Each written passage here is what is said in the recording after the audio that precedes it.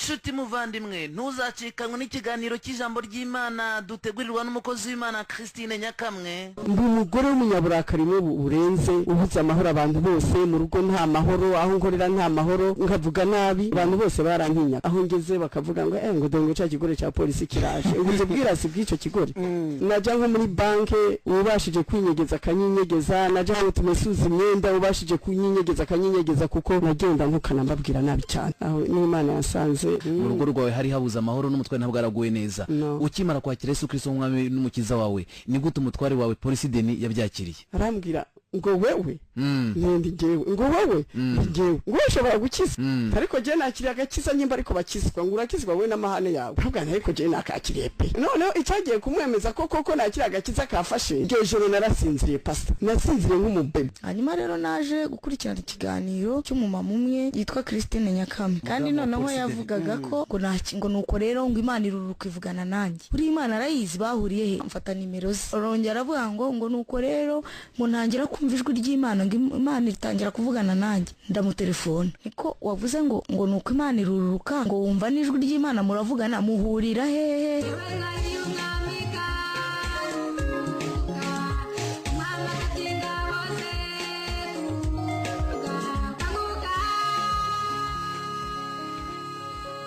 Nanjye mbashimira ku bwitange bwanyu bwa buri gihe bwo gutega amatwi ubutumwa bwiza bw'umwami wa Yesu Kristo. Uno munsi umwami wa Yesu Kristo yasubiriye kutugirira ubuntu bwo kutugaburira ijambo rye kugira ngo adufashe kwitegurira ukuza kwe tutazasigara mu isi. Uno munsi turaja gushishikara kuganira ku butumwa Imana yampaye kubagezaho buduhamagarira gukanguka.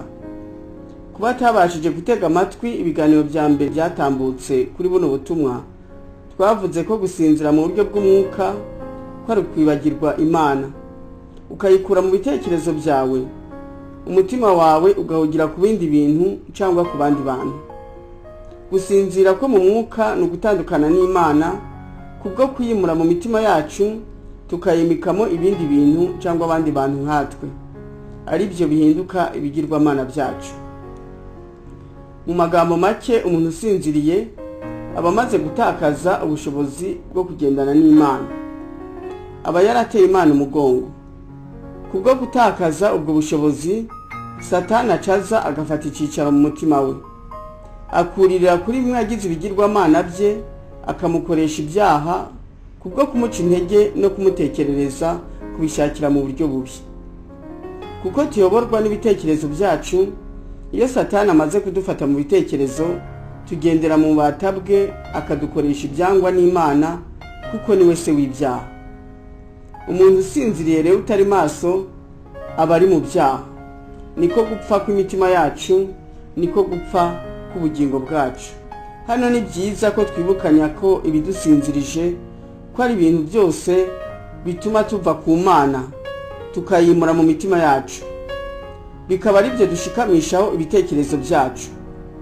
Mu biganiro byatambutse twaraganiriye mu buryo burambuye ku bituma dusinzira n'ingaruka zo gusinzira mu buryo bw'umwuka. Twaratangiye no kuganira ku nama umwami wacu Yesu atugira kugira ngo duhore turi maso tutazatungurwa. Twavuze inama ya mbere atugira ko ari kwitondera amategeko ye, ariyo yaya kwizera Yesu Kristo no gukundana nk'uko yadutegetse. Inama ya kabiri twaganiriyeho ni uko tugomba kwirinda guteshuka ku masezerano twayimana n'abantu. Inama ya gatatu twaganiriyeho iduhugura guhora twiteguye nuko tugomba guhora dushakisha kwera nk'uko Imana yera. Bitabaye ibyo ntabwo tuzabona umwami Imana. Mu biganiro byatambutse twarasobanuye mu buryo burambuye kwezwa icyo ari cyo n'ibyo twakora kugira ngo twezwe, kandi duhore twibuka ko twezwa mu bitekerezo. Musomye cya gitabo nandika cyitwa ngo dukizwa n'ubuntu bw'Imana mwasobanukirwa kurusha. Twanaganiriye no ku mpamvu abantu bakira agakiza ariko bakadindira, ntibigere batera imbere ngo bahinduke bezwe. Twanaganiriye no ku mpamvu n'uburyo abantu baba barakijijwe bakuzuzwa umwuka wera w'Imana, bakagera no ku rugero rwo gukorera Imana, hanyuma bakagwa bakabivamo. haba gukomeza amategeko y'Imana ariko kwizera Yesu Kristo no gukundana nk'uko yadutegetse, haba gukomeza amasezerano twaye Imana n'abantu, haba ikibazo cyo guhora dushakisha kwera ariko gutungana kugira ngo tuzabone Imana. Izi nama zose Yesu atugira zikuye mu gice cya mbere cy'impanuro, aho Yesu Kristo yatubwiye ati muhore mwiteguye kuko umwana w'umuntu azazira igihe mudatekereza. Nicyo gituma mugomba guhora mukenyeye kandi amatabaza yanyu agahora yaka. Iri naryo ni ijambo dusanga muri Luka 12 ku murongo wa 35. Igice cya kabiri kigari cy'impanuro umwami wacu Yesu Kristo atugira nuko tugomba guhora turi maso. Aratubwira ati mwirinde mudahagarika imitima yanyu, mwirinde abajura b'amahoro n'umunezero. Igice cya gatatu kigari cy'impanuro umwami wacu Yesu Kristo aduha kugira ngo duhore turi maso nuko dutwarana kuko ijuru yatwaranirwa kandi intwarane bizarigishamo imbaraga. Igice cya kane kigari cy'impanuro umwami wacu Yesu Kristo aduha kugira ngo duhore turi maso nuko tugomba kwirinda uko tugenda tutagenda nk'abatagira ubwenge. Ibi bice uko ari bine twabiganiriye mu buryo burambuye. Mu biganiro bibiri biheruka twatangiye kuganira ku gice cya gatanu cy'impanuro Yesu Kristo aduha kugira ngo tutazatungurwa no kuza kwe. Nacyo ni iki? Umwami wacu Yesu Kristo aratubwira ati mube maso musenge. Iyi mpanuro umwami wacu Yesu Kristo aduha yanditse muri Luka mu gice cyaho cya 21 ku murongo wa 34 na 35, aho yatubwiye ati mwirinde imitima yanyu ye kuremerwa n'ivutu no gusinda n'amaganya y'iyi si. Uwo munsi ukazabatungura kuko uzatungura abantu bose bari mu isi umeze nk'umutego. Nuko rero muje mu amaso musenge iminsi yose kugira ngo mubone uko murokoka ibyo byose byenda kubaho no guhagarara imbere y'umwana w'umuntu. Umwami wacu Yesu Kristo adusaba kwirinda ibiremerera imitima yacu, bikaduhagarika imitima, bikimura Imana mu mitima yacu. Ibyo bikaba byatuma tuba abasinzi bo mu mwuka batagitekereza ku Mana, ahubwo bahora batekereza ku maganya y'isi. Amaganya nayo muri ino minsi arahari kubw'ibyago byo mu minsi y'imperuka. Nicyo gituma tugomba gushakisha uburinzi bw'Imana bwo kudutabara kugira ngo tudahitanwa n'imivo y'ibigeragezo tukava ku Mana. Kandi ubwo burinzi bw'Imana bubonwa n'abasenga uko Imana ishaka. Amasengesho ni atwegereza Imana, none imbaraga z'umwuka wera zikatumanukira, zikatugota, zikaturinda ibyago kandi zikaturinda n'ikibi n'igisa naco. Ni kuri izo mpamvu tugiye kumara ibyumweru bitari bike twiga ku gusenga. Ndagira ngo twungurane ibitekerezo ku murimo wo gusenga kuko ari wo murimo ukomeye muri ino si, kandi Mwami Yesu akaba aratubwiye ngo murasenga ntimusubizwe kuko musenga nabi. Birakwiye rero ko tumenya gusenga neza uko bikwiriye kugira ngo uko dusenze dusubizwe. Twavuze ko tugomba kuganira ku murimo wo gusenga twishyura ku bibazo 7 bikurikira. Icya mbere, gusenga ni iki? Icya kabiri, umumaro wo gusenga ni uwuhe? Icya gatatu, ni bande Imana ishaka ko bayisenga? Icya kane, inzitizi z'amasengesho ni izihe? Icya gatanu, ni ibiki tugomba gusengera? Icya gatandatu, dusenga dute? Icya karindwi, ubwoko bw'amasengesho ni ubuhe?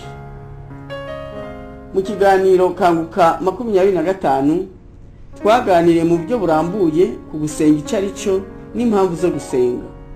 Mu biganiro bya 26 na 27 twatangiye kuganira ku kibazo cya gatatu kijanye no kumenya abo Imana ishaka ko bayisenga bari bo. Abo Imana ishaka ko bayisenga hari ibyo bagomba kuba bujuje.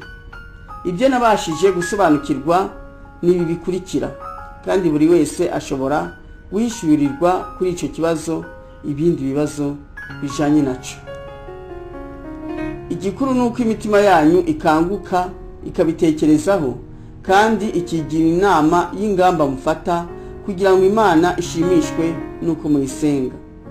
Ndifuza ko buri wese uje gusenga Imana ko yahubanganya umutima w'Imana igahagurukira kumusubiza. Imana rero yishimira gusengwa n'abejishe, ikishimira gusengwa n'abemeye Yesu Kristo bakamwakira, bakamwizera kandi bakagumana nawe. Imana kandi yishimira gusengwa n'abayubaha bakita ku izina rye. Abandi Imana yishimira ko bayisenga n'abatoni be bari kumwe nayo. Imana kandi yishimira gusengwa n'abatuje. Imana yishimira gusengwa n'abayishima bahora bibuka ibyiza ibakorera. Imana kandi yishimira gusengwa n'abakunda kubabarira abandi. Imana kandi yishimira gusengwa n'abanyakuri, igakunda kandi gusengwa n'abo yemera. Mu biganiro bitandatu biheruka twaganiriye ku myitwarire 7 ya mbere abantu bagomba kuba bafite kugira ngo Imana yishimire gusengwa nabo. Uno munsi turaganira ku mpamvu ya 8 ituma Imana ishimishwa n'amasengesho yacu. Iyo mpamvu nuko tuba twemerwa n'Imana yuko turi abana bayo. Muri ino mpamvu hakubiyemo nuko Imana yishimira gusengwa n'abanyakuri. Twararebye dusanga nta wakwizerwa n'Imana atari umunyakuri. Nico gituma imyitwarire ya 9 tutazayivuga ukwayo ikubiye muri iyi ya 8. Imana rero yishimira gusengwa n'abo yemera ko ari abana be. Ibitekerezo byawe ku Mana n'abandi bantu, imbuto wera, amagambo yawe n'imyitwarire yawe, imibanire yawe n'abandi bantu, imibanire yawe n'Imana nibyo bituma wemerwa cyangwa utemerwa n'Imana nk'umwana wayo. Ese kwemerwa n'Imana ni ukuvuga iki? Cyangwa ni iki yemera muri wewe? Nibaza ko Imana ikurikije uko itureba, uko idutekereza nuko itwumva, yemera ko turi abana bayo cyangwa tutaribo. Buriya umwana w'Imana afite uko atekereza, uko avuga nuko akora, ndetse nuko areba nuko agenda, bitandukanye n'abandi bakira ba Satani. Tugiye kuganira ku biranga abantu Imana yemera ko ari abana bayo, ari nabo bakwiye kuyisenga. Icyambere, abarangwa n'urukundo nibo Imana yemera ko ari abana bayo. Mu ibaruwa rya mbere rya Petero mu gice cyaho cya mbere ku murongo wa 22 na 23, ijambo ry'Imana yaratubwira riti: nuko rero ubwo mwejesheje imitima kumvira ukuri, kugira ngo mubone uko mukunda bene data mutaryarya, mukundane cyane mu mitima, kuko mutabyawe ubwa kabiri n'imbuto ibora, ahubwo mwabyawe n'imbuto itabora, mubiheshejwe n'ijambo ry'Imana rizima rihoraho. Iri jambo ritugaragariza ko ab'Imana yemera ko ari abana be n'abavutse ubwa kabiri babyawe n'ijambo rye, bakava muri kamere yo kwikunda bakagira kamere y'Imana irangwa n'urukundo. Kandi urukundo tuvuga hano ni urukundo rutari urw'agahemo, urukundo rutari urwo ku munwa gusa, ahubwo urukundo nyakuri ruturuka ku mutima. Kandi urukundo nyakuri rugaragazwa no gutanga hamwe no kwitanga. Imana ni urukundo n'abana bayo n'abafite urukundo.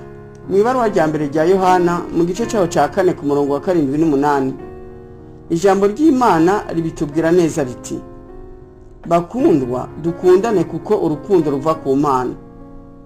Umuntu wese ukunda yabyawe n'Imana kandi azi Imana. Udakunda ntazi Imana, kuko Imana ari urukundo.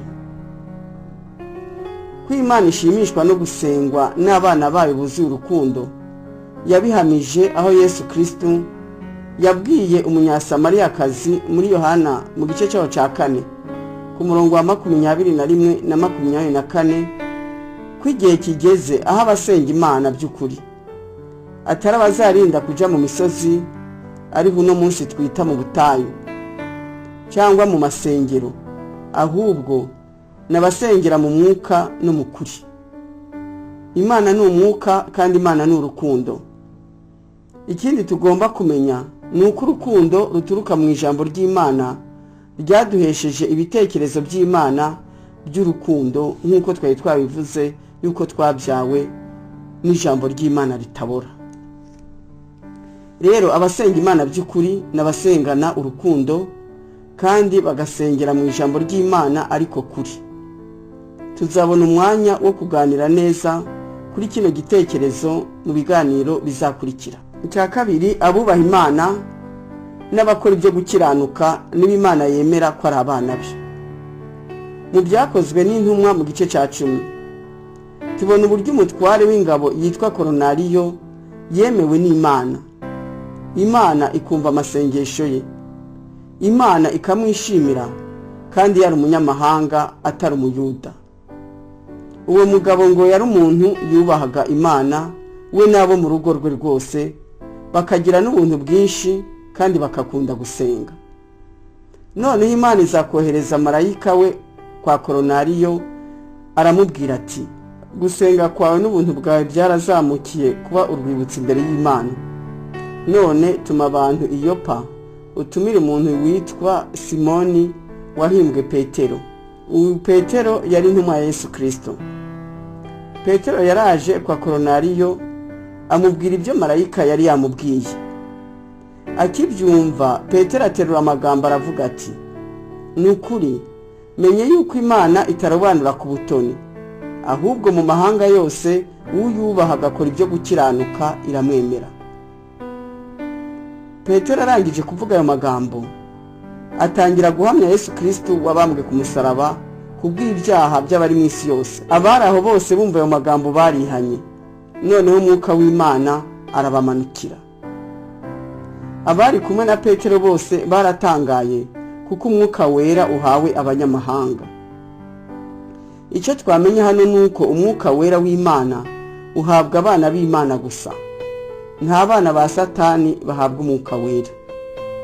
Umwami Yesu yarabitubwiye muri Yohana 14 ku murongo wa 15 na 16, umwuka wera uhabwa abamukunda kandi ngo abamukunda nabubahiriza amategeko ye. Mu yandi magambo, nabubaha Imana nibo bana b'Imana. Arangije yongeraho ko abisi badashobora kumuhabwa. Abisi n'abanyabyaha, abisi n'abana ba Satani. Imana rero ibi bitwereka ko itarobanura ku butoni. Ntabwo iturobanura ikurikije aho duturuka, uko dusa nuko turesha. Imana yemera abayubaha. Kandi turabizi nk'uko ijambo ry'Imana ritubwira mu Migani mu gice cya 18 ku murongo wa 13 ko abubaha Imana ko arabava mu bibi n'abava mu byaha kubwo kwanga icyaha n'igisa naco, noneho bagahinduka bera n'abaziranenge, barangiza bagakora imirimo yo gukiranuka, ariyo mirimo y'urukundo.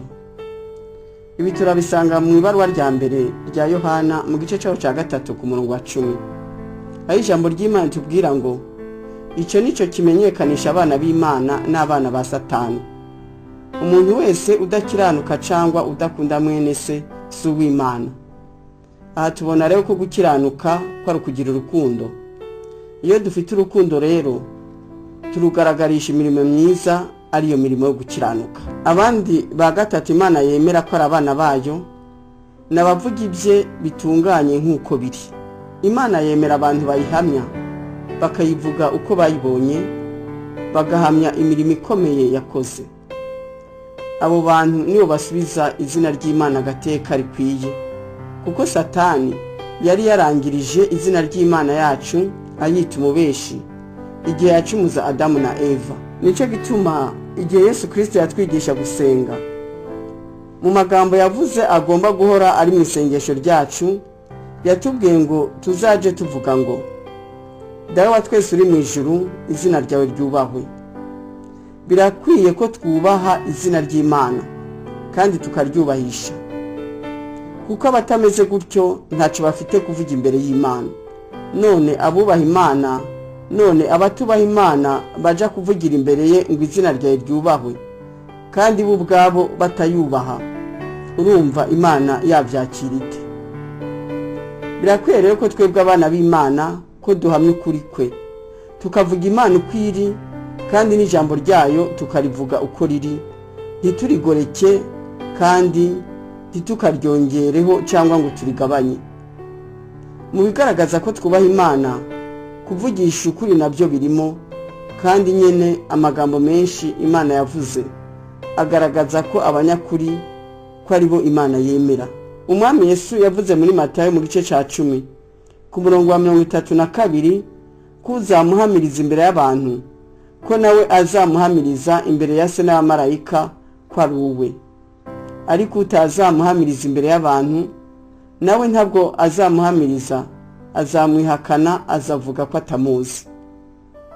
None se umuntu utazwi na Yesu Kristo yavuga iki imbere y'Imana ngo arasenga? Imana yatugaragarije neza ko abo yemera ko bamusenga ko arabavugisha ukuri bakavuga ibye uko biri batabigoretse. Muri Yobu mu gice ca 42 ku murongo wa 7 n'8, aho yabwiye abitwa ngo bari inshuti za Yobu, barimo umugabo yitwa Elifazi w'umutemani. Uwo mugabo Imana yaramubwiye iti, uburakari bwanjye burakubyukiye wewe na bagenzi bawe babiri, kuko mutavuze ibyanjye bitunganye nk'uko umugaragu wanjye Yobu yabigenje. Nuko rero mwishakire ibitambo, mwitambire igitambo cyoswa, kandi umugaragu wanjye Yobu azabasabire, kuko ari we nemera, kugira ngo ntabagenza nk'uko ubupfu bwanyu buri, kuko mutavuze ibyanjye bitunganye nk'uko umugaragu wanjye Yobu yabigenjeje. Imana yanze ko bari abantu bayibesheye bagira icyo bavugira imbere ye. Abwira Yobu w'umunyakuri ko bari wabasabira imbabazi. N'ubu hari abantu Imana yatoranirije gusengera abandi, nibo bitwa abinginzi. Ariko ntimukabe abinginzi kubwo kubyihangamo mwebwe ubwanyu, cyangwa kubwo kubishigwamo n'abantu nkamwe, ahubwo mubikore ari Imana yabibahamagariye kubikora. Nico gituma hari abantu basengera abandi bagasubizwa, hakaba n'abandi basenga n'umwaka ugashira n'undi ukaza Imana ikicecekera. Rero nyimba dushaka ko Imana yakira amasengesho yacu, tube abanyakuri. Abakana Imana yemera ko ari abana bayo n'abanesha. Imana iza kwita Yakobo irindi zina ari ryo Israeli, ngo yari yakiranye n'Imana arayinesha, yanga kuyirekura itaramuha umugisha. Izi nkuru muzisomere mu Itangiriro mu gice cyaho ca 32 kuva mu murongo wa 23 kugeza kwa 33. Muzisomere rero kugira ngo mubashe kubyumva neza. Kandi ubwo Yakobo yakiranaga n'Imana, yari amaze kunesha mukuru we Esawu amutwara umugisha. Nicyo gituma Imana yamubwiye iti, ntucitwa Yakobo ngwisi Israeli, kuko wakiranye n'Imana n'abantu ukanesha. Natwe ubuzima bwacu bugizwe no guhora dukirana n'Imana n'abantu. Uno munsi ntabwo duhana amangumu n'Imana, ahubwo Imana idukiranisha ibigeragezo, ikareba uko tubyitwaramo. Iyo unyuze mu kigeragezo wemye ukomeye, ntiwemere umutima wawe uhungabana no gutakaza amahoro n'urukundo ukunda Imana, ukikomereza ku Mana, ugakomeza kwizera kwawe, ntiwiganyire, uba wanesheje. Imana nayo iravuga iti, twakiranye uranesha, bravo, nawe nguhaye izina rya Israeli. Buriya hari abantu Imana ije yita Israeli kuko bitwaye kigabo. Buriya twafatira urugero kuri Yobu. Buriya Yobu yabaye intwari, yakiranye n'Imana aranesha. Amaze gutakaza byose n'ubuzima bwe bumaze kumuvaho, yabwiye Imana ati, navuye mu nda ya mama nambaye ubusa, nzasubira mu nda y'isi ntaco nambaye. Uwiteka niwe wabimpaye, kandi Uwiteka ni ubintwaye. Izina ry'Uwiteka rishimwe. Iri jambo turisanga muri Yobu mu gice cyaho ca mbere ku murongo wa 21. Hari abandi bari guheraho bava ku Mana, bagatangira kuyituka n'ukumva ko Imana ibanga, bakagwa mu mutego bakanga Imana. Kuko buri Imana yashaka kureba nimba koko Yobu ayikunda urukundo nyakuri rudashingiye ku byo yari yaramuhaye, isanga Yobu yari afitiye Imana urukundo nk'urw'umwana agirira umubyeyi we. Naho gukirana n'abantu ukabanesha si uko mu kubitana ibipfunsi. Oya, icyo Imana ishaka kuvuga hano ni uko abanzi bawe bakugambanira bakakugirira nabi, wewe ukabagirira neza, bakagutuka bakakwararaza ukicecekera, bakakwendereza ukirinda kurakara ukifata, bakakugambanira ukabahunga ntushakishe guhangana nabo no kwihora, ndetse n'abahora bagukwena bashaka kukuvana mu gakiza ukabihorera, ugashishikara inzira yawe watangiye utareba ku bantu ahubwo ukisunga Imana n'ijambo ryayo. Yobu yakiranye n'abantu arabanesha, bashatse kumukura ku Mana, umvisha ko ari karazira ibyaha bye, ko ari ibihano Imana yamuhaye. Umugore we nawe aramubwira ngo igisigaye nuko atuka Imana akipfira. Icyo yishuye ni iki? Mbese twahabwa ibyiza mu kuboko kw'Imana tukanga guhabwa ibibi? Muri ibyo byose ntaca Yobu yacumurishije ururimi rwe. Iri ni ijambo dusanga muri Yobu mu gice cyaho cya 2 ku murongo w'10. Urundi rugero twatanga n'urwa Yosefu. Yosefu yanesheje umugore wa Farawo, yashatse kumukoresha icyaha cy'ubusambanyi kandi yari nabuja aramuhakanira.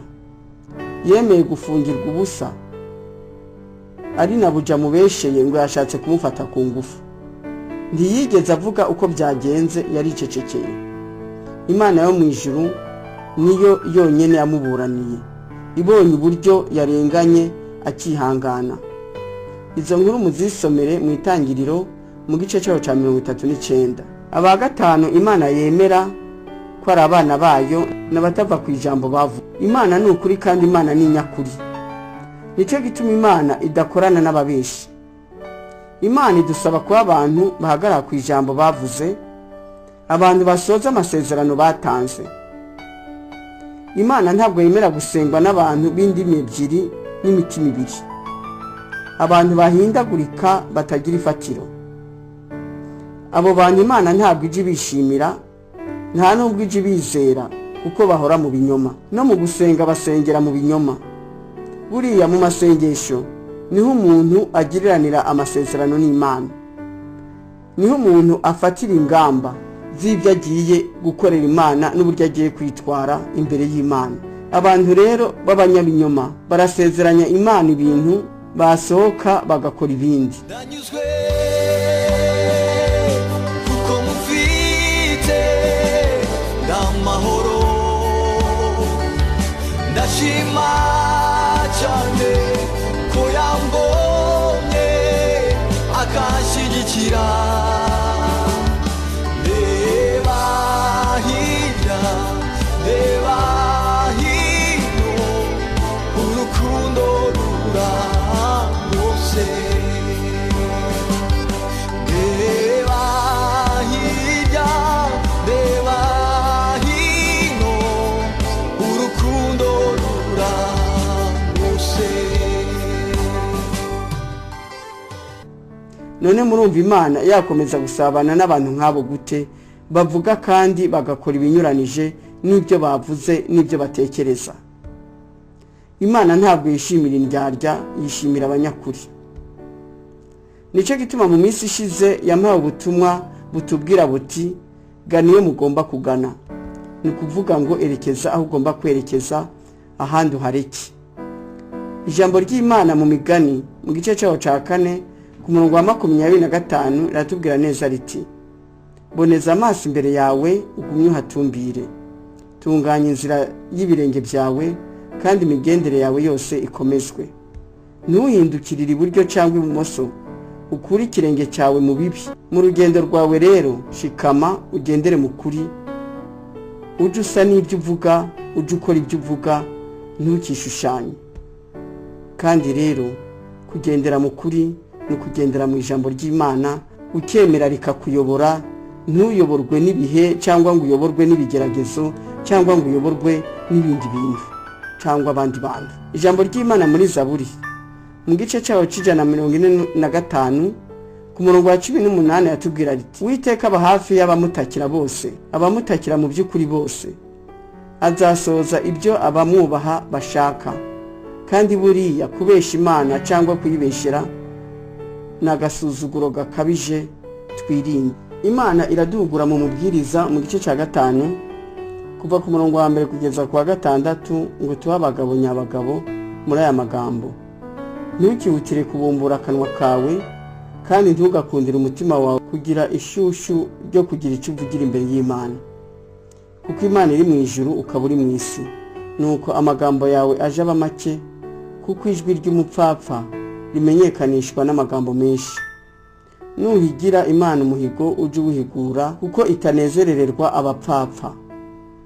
Uje uhigura ibyo wahigiye. Guhiga ntuhigure birutwa no kudahiga. Mu magambo make rero nta kindi Imana idushakaho, nuko buri wese yahagarara ku ijambo ryose avuga, ntaje avuga nk'utagira umutima. Ibintu byose umuntu avuga aba bikuye ku mutima. Yagombye rero kugenzura ubwa mbere uburyo azabishyira mu bikorwa.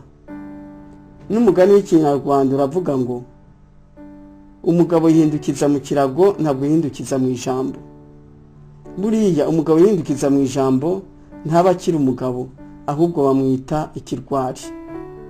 Nibo Yesu Kristo yise imbwa zizaba mu bazaba bari hanze y'ijuru. Iri naryo ni ijambo riri mu Byahishuwe mu gice cyaho cya 22 ku murongo wa 15. Nakwanzura kino gice mbabwira ijambo umwami Yesu Kristo yatubwiye muri Matayo mu gice cyaho cya 12 ku murongo wa 36 ati: kandi ndababwira yuko ijambo ryose ry'imfabusa abantu bavuga bazaribazwa ku munsi w'amateka.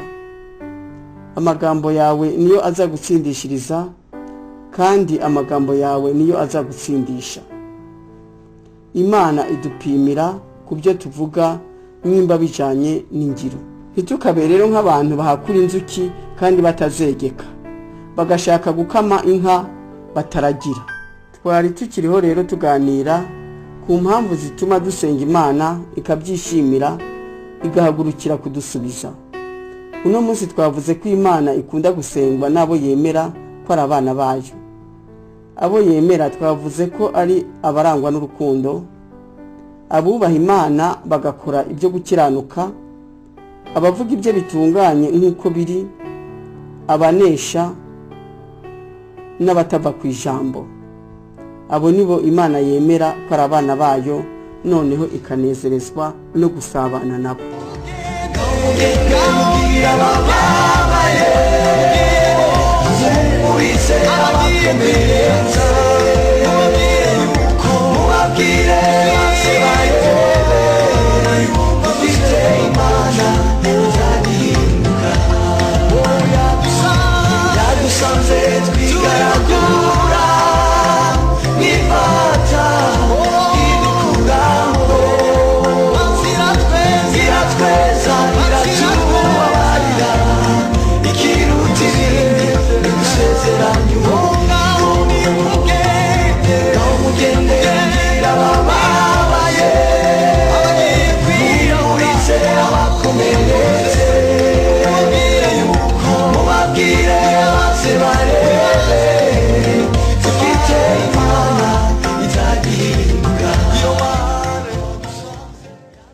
Imbere yo kurangiza, reka mbagezeho ubutumwa Imana yampaye kubagezaho. Umutwe w'ubutumwa n'uyu: musenge kandi mugume mu ijambo ryanjye, isaha y'impanda irageze. Imana ituvugishije muri amagambo iti: ndi Imana ya Isaka na Aburahamu, sinigeze mpinduka kandi sinzigera mpinduka. Ubu butumwa bugenewe ubwoko bwanjye. Igihe cy'impanda kirageze. Ni igihe cyo kunshakana umwete, ni igihe cyo kungira uwa mbere, kuko umugabo cyangwa umugore hamwe n'abana, imigambi hamwe n'inshuti mufite sije wabibahaye. None ni gute biza imbere y'Imana yabiduhaye? Iki ni kibazo nibaza kandi nanjye ndiko ndababaza. Mwicishe bugufi muri byose, kandi ntimwibagirwe kwitekego rya mbere ko ari ukunkunda n'umutima wanyu wose n'ubwenge bwanyu bwose, kandi kunkunda mukandutisha byose na bose bigaragazwa n'umwanya mumpa. Murashaka gutera imbere gute ata mwanya mumara imbere yanjye? Nimunsenge, mumpimbaze kandi mungarukire. Imitima yanyu iri kure, yatwawe n'ibibateye ubwoba, yatwawe n'irari ribabamo, yatwawe n'icyubahiro cyanyu muri kwishakira. Bari hehe abiheba bakitanga? Mwibagirwe nzabibuka. Ntimukikunde mu ngamba mufata, mujye muhitamo ubushake bwanjye. Ni iki nakora kandi? Icyakora ibyo bisaba ko muba munzi kandi ndi mu ijambo ryanjye, kandi abazaguma mu ijambo ryanjye nzabana nabo.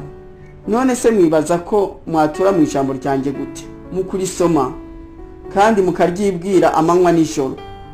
Ijambo rizahoraho iteka ryose, kandi niryo ribamenyesha ubwiza bwanjye.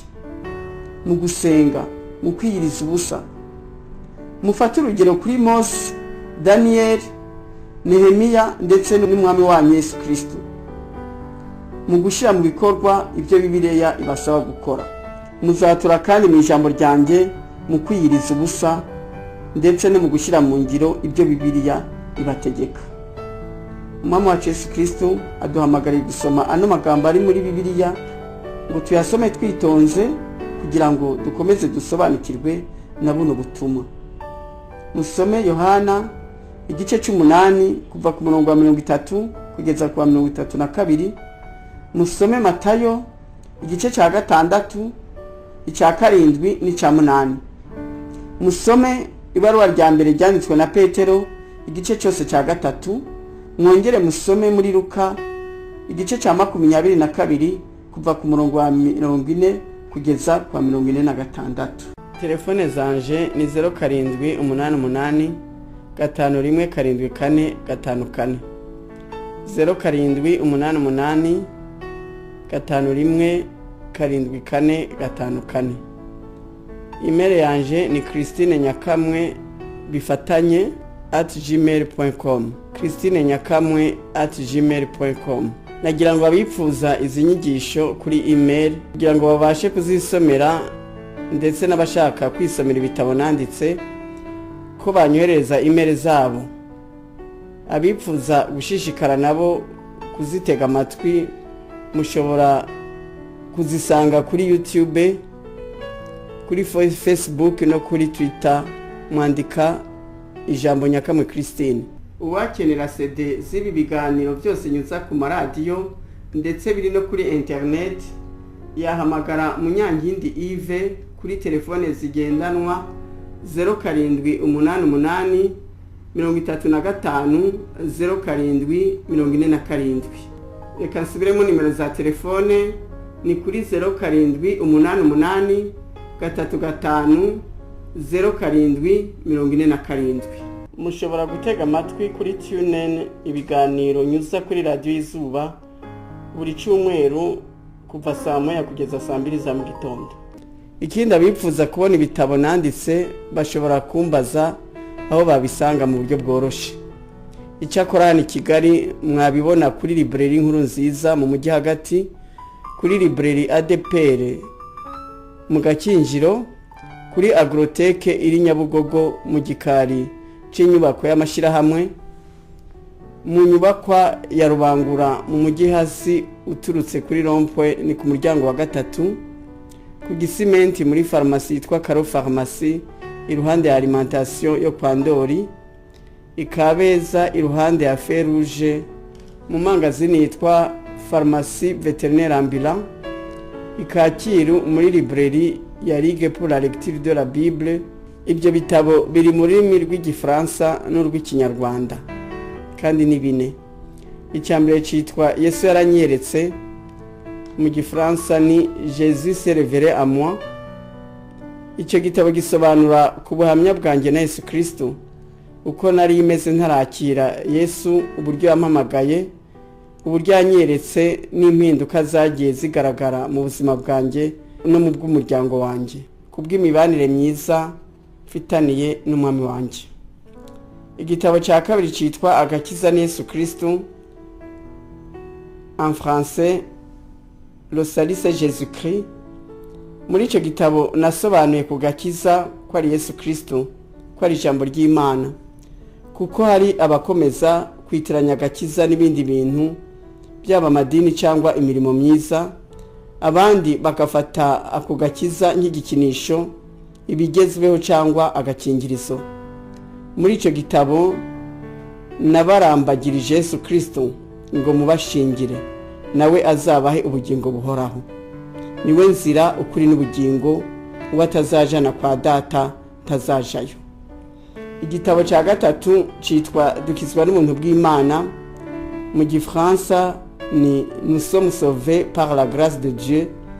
Ni igitabo kitwigisha ku nkomoko y'icyaha, ko ari ukwikunda gutuma tutanyurwa, noneho tugahora twifuza amaherezo tukararikira. Irari niryo ridushukashuka rikadukoresha ibyaha by'ubwoko bwose. Icyo gitabo kitwigisha uburyo twareka kuzura irari, ahubwo tukuzura umwuka wera, tukavuka ubwa kabiri, tukaba abana b'Imana nyakuri. Igitabo cya kane cyitwa ngo gukina birarangiye, mu gifaransa ni la récréation est terminée. Muri icyo gitabo hakubiyemo ubutumwa bwose Imana imaze kumpa budufasha kwitegura Yesu Kristo kuko ari bugufi. Ku mugereka wa buri butumwa hari mirongo ya Bibiliya Imana yagiye impana nabwo. Iyo mirongo irabafasha kwiga no gusobanukirwa neza Bibiliya. Mpamagariye abakristo kandi ndabinginga kugira ngo mubyiteho, bizabafasha gukura mu gakiza, muhinduke mugere ku rugero rw'igihagararo cya Yesu Kristo, noneho muzaje mu ijuru. Abayobozi b'amatorero ndabinginze muhugukire gushishikariza abakristo banyu kubigura no kubisoma, kandi mushobora no kubyifashisha mu nyigisho mutanga zo gukomeza abakristo. Byababera imfashanyigisho nziza kandi biragura make. Igitabo kimwe kinyarwanda kiragura amafaranga 500 y'amanyarwanda, iki gifaransa nacyo kiragura amafaranga 1000 y'amanyarwanda gusa. Imana rero ikomeze kubampera umugisha. Amen. Babuloni tukarira twibutse iwacu, imitima yacu yari yuzuye agahinda, kuko nta mutabazi twari dufite. Turapfukama dutakira Uwiteka, aratwibuka adukiza amaboko, yabatujyanye w'iminyago aradutabura, tugera i Siyoni kubw'ubuntu bwe. Twasaga n'abarota ko dutashe, amarira atemba kubera ibyishimo, indirimbo nshya zuzuye ibitabo byacu, ubwo twitegeraga ya migabane. Tuzafata urugendo rurerure, tuzurira imisozi iteganye n'igicaniro, tujye gutamba ibitambo byishimwe, urwibutso ko yadutahuye. Tujye gutamba ibitambo byishimwe, urwibutso Yesu ko yadutahuye.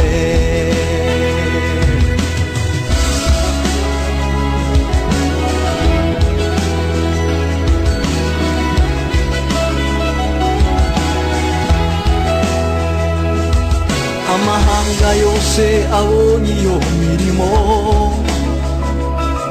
baratangara bubaha Uwiteka. Igitinyiro n'igikundiro by'Uwiteka Imana bigotabaga mu Yerusalemu. ikibabaje nuko benshi bibagiwe imitima yabo iradamarara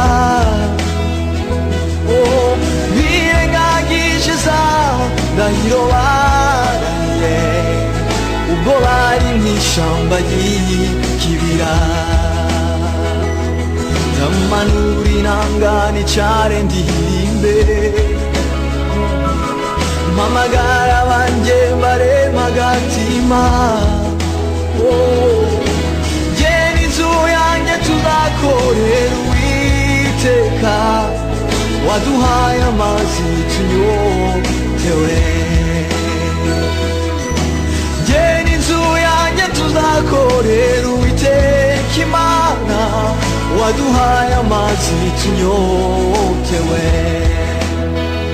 tuzafata urugendo rurerure tuzurira imisozi iteganye n'igicaniro tugiye gutamba ibitambo byishimye urwibutso ko yadutahuye tugiye gutamba ibitambo byishimye urwibutso ko yadutahuye tuzafata urugendo rurerure tuzurira imisozi iteganye n'igicaniro tugiye gutamba ibitambo byishimye urwibutso ko yadutahuye tugiye gutamba ibitambo byishimye urwibutso ko yadutahuye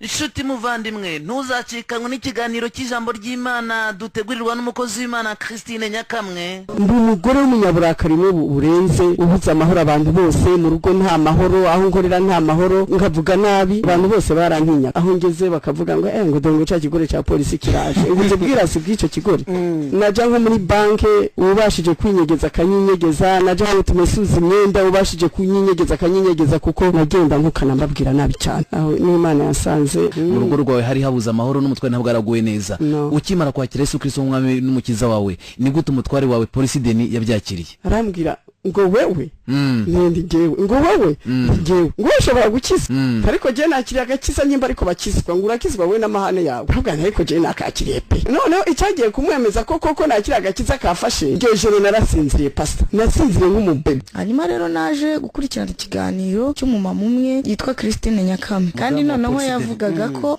ngo nuko rero ngo Imana iruruka ivugana nanjye buri Imana arayizi bahuriye he mfata nimero ze arongera avuga ngo nuko rero ngo ntangira kumva ijwi ry'Imana ngo Imana itangira kuvugana nanjye ndamutelefona niko wavuze ngo nuko Imana iruruka ngo wumva n'ijwi ry'Imana muravugana muhurira hehe